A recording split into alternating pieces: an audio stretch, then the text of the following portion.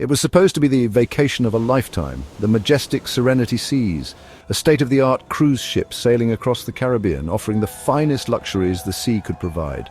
The guests were eager, the crew enthusiastic, and the ocean seemed endless under a sky full of stars.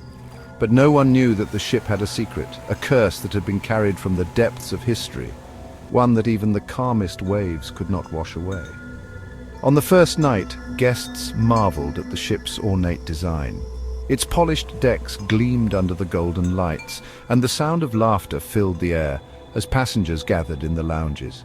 But as the evening deepened, something unsettling began to stir. In the ship's lower levels, far from the festive noise above, there was a forgotten hallway. It was sealed off from the public, hidden behind heavy iron doors, and marked with a faded plaque that simply read, "Crew only, do not enter." But curiosity got the best of a few explorers, a group of young friends who wanted to see just how far they could go. They didn't expect to find much, just rusted equipment, maybe a few old supplies. But what they found was far worse. The hallway was narrow and dank, the air thick with mildew. It felt as though the ship had been sitting idle for decades, though it was brand new. They walked cautiously, their footsteps echoing in the silence until they reached a door at the end of the corridor. The door was old, ancient almost, and when they opened it, a cold gust of air hit them, making their skin crawl. The room was small, with no windows and only a single light bulb hanging from the ceiling. At first it looked abandoned, but in the corner there was something strange, a weathered old captain's chair, its back turned towards them. The bravest of the group, a young woman named Rachel, stepped forward. As she neared the chair, she heard something, a soft whisper, a voice distant and faint but unmistakable. "Leave!" Rachel spun around, her heart racing. No one was behind her. The others were still at the door, their faces pale. But the whispering grew louder, more desperate, as if the voice was coming from the walls themselves. "Leave the ship before it's too late!" Rachel reached for the back of the chair, her fingers trembling. She hesitated, but something seemed to draw her in. Slowly she turned it around. The chair was empty, but there, etched into the wood, was a symbol, a strange, twisted pattern that seemed to pulse with a dark energy. The whispers stopped. And then there was a thud, a low, slow beat, like a heart pounding from deep within the ship's hull. The friends froze, their eyes wide, their breath shallow. The thuds grew faster, louder, until it was a rhythmic pounding, echoing through the walls. The air turned ice cold, and the light flickered overhead. Without thinking, they ran. But as they dashed through the hallway, it felt as though the ship itself had shifted, as though the corridors were stretching, twisting, leading them deeper into the unknown. The once familiar ship had become a labyrinth, its walls groaning under the strain of some invisible force. They stumbled upon a grand ballroom, empty and eerily silent. The chandeliers above them shimmered with ghostly light, casting long shadows across the floor.